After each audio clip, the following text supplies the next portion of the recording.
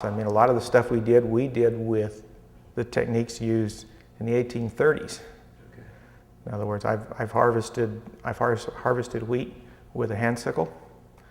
I've hand tied the little bundles to do that. I've threshed wheat on a threshing floor with a flail. You know, I've planted with horses and I've harvested with horses, and we've ground feed with horses on a treadmill. Characterize for me what it's like to use 1830s technology. You know, with that technology, you are much more intimate with the process and with your resource.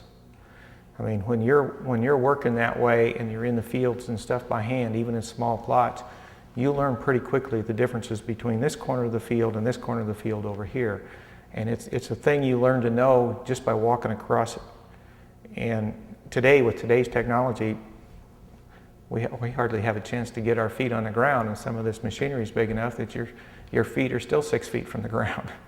One of my favorite authors about the holistic approach is an Amishman in Ohio, David Klein. And I really appreciate some of the things. I mean, he looks at the wildlife that hatch out in the hedge as part of his harvest. And one of the other things he talks about, that for an Amishman, he has a big farm, he has 120 acres. But he says it's still not so big that if in the middle of corn planting season, if I want to take a day off and go for a walk in the woods with my daughter, I can do it. And so there's a lot more about value and how we have values in relationship and how we value resources and community.